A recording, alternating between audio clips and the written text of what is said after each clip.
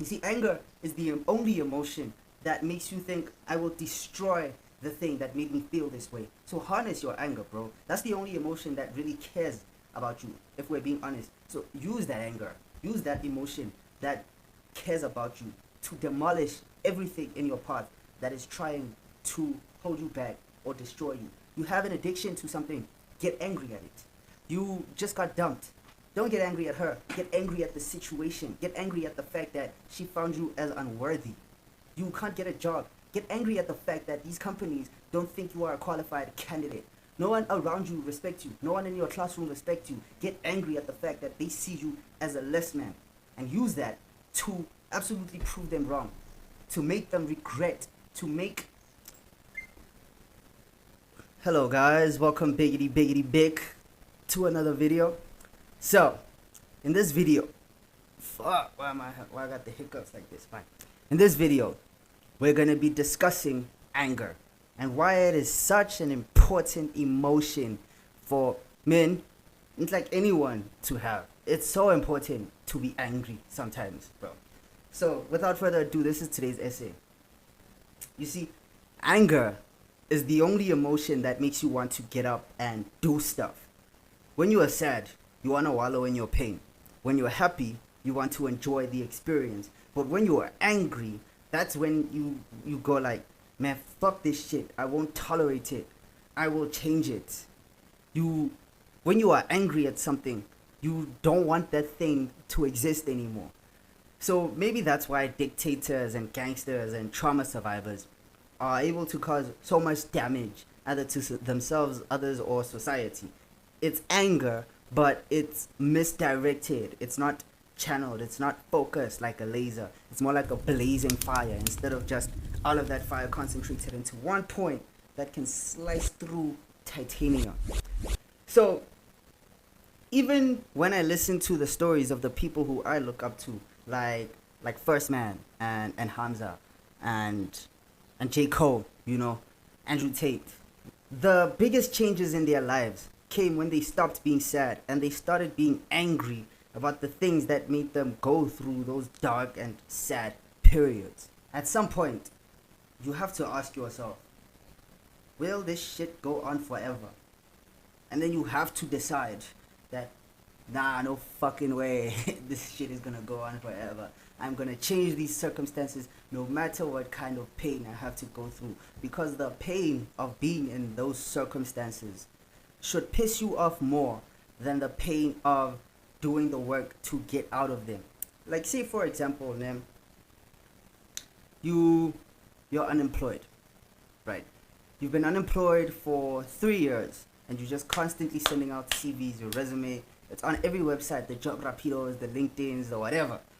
And no one called you, or when they call you, it's only for an interview, but you never hear from them again. Not even a second interview. Eventually, you need to reach a point where you are like, you know what? Fuck these people, bro. I'm not gonna depend on them anymore. I have to take some of this power into my own hands.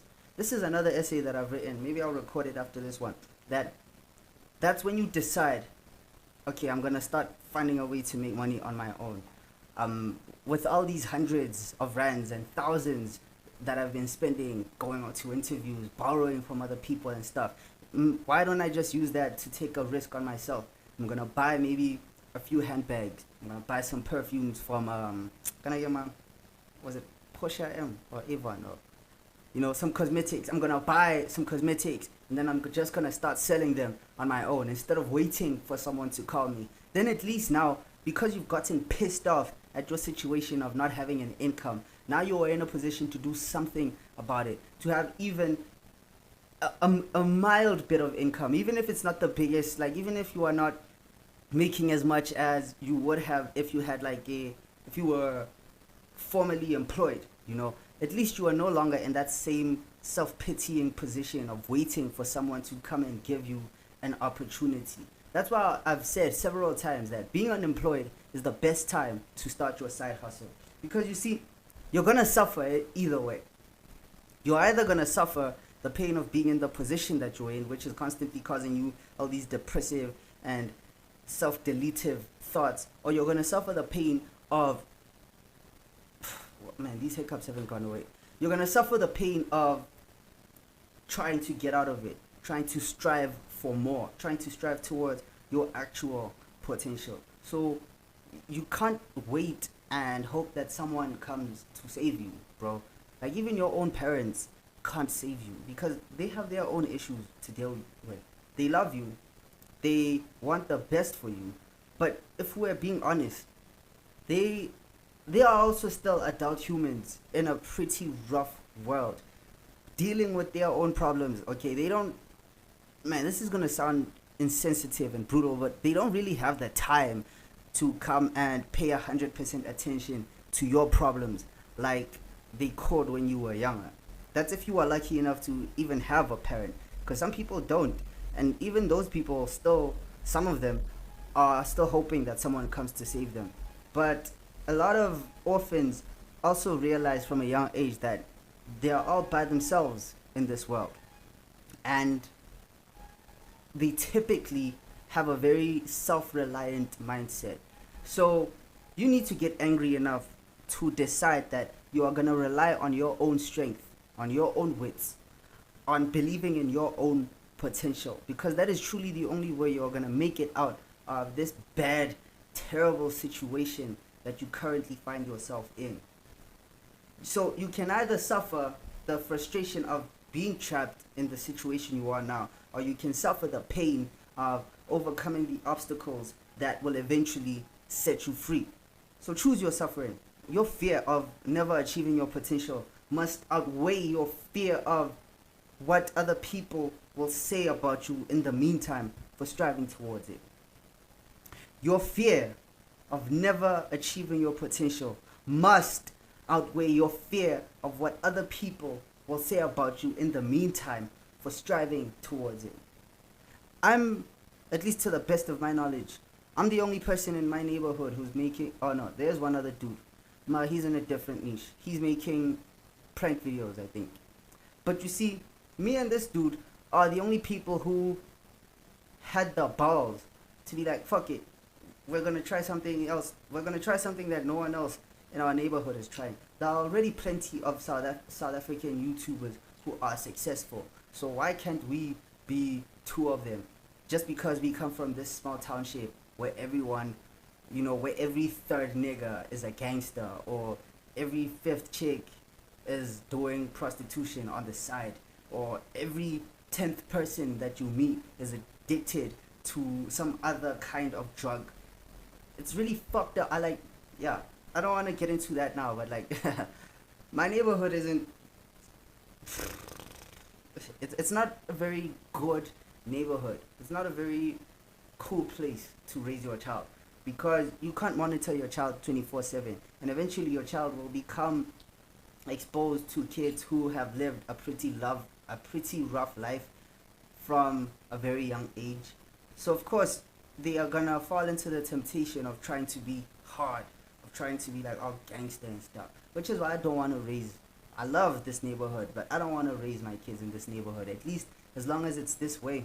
Maybe the work we're doing with the NPO that I work with might help to change it, but hey, there I go on another tangent. Making this all about me. But anyway, yeah, you see, people laugh and they scheme behind my back all the time. They see me as some kind of square who they can take money from or whatever. In fact, today alone, I've come across 3 instances where I'm just greeting a group of dudes or a group of people, guys and girls, and then as soon as I walk past, you know, you can hear them, someone is talking under their breath, then they all burst out laughing. I might be paranoid, who knows, maybe they're not talking about me, maybe they were continuing their conversation, but I understand that those people don't need to see my vision. It's my vision, and even if I crash and burn, then they won't be the ones who are gonna come and help me restore the vision. They're not gonna come and raise me from the ashes. So why would it matter what they think? Why would I care about the insecurities that they are projecting onto me? Because my only job is to stay focused on the mission and trust that one day things will work out, that my plan will work out. And similarly, that is your mission too. You just need to channel that anger, channel that whole bonfire of anger that big ass flame on the mountain, channel it into one laser that's gonna cut through titanium. You see, anger is the only emotion that makes you think, I will destroy the thing that made me feel this way. So harness your anger, bro. That's the only emotion that really cares about you, if we're being honest. So use that anger, use that emotion that cares about you to demolish everything in your path that is trying to hold you back or destroy you. You have an addiction to something, get angry at it. You just got dumped. Don't get angry at her. Get angry at the situation. Get angry at the fact that she found you as unworthy. You can't get a job. Get angry at the fact that these companies don't think you are a qualified candidate. No one around you respects you. No one in your classroom respects you. Get angry at the fact that they see you as a less man. And use that to absolutely prove them wrong. To make them regret. To make, when it comes to the concept of addiction, fine, you can only conquer yourself. Now, in all those other instances of those things that are making you angry, make those entities, those people, regret the fact that they ever slept on you, that they didn't see your potential as clearly as you did. Anyway, that's it for this video. If you got any value out of this, stick around for more insightful content like this by hitting that subscribe button. If you like and comment and subscribe, the algorithm knows that people like this video, and then it's going to push it out to even more people. So if you want to help even more people get this message, then yeah, let's interact with the video, and then yeah, I'll see you in the next one. Peace.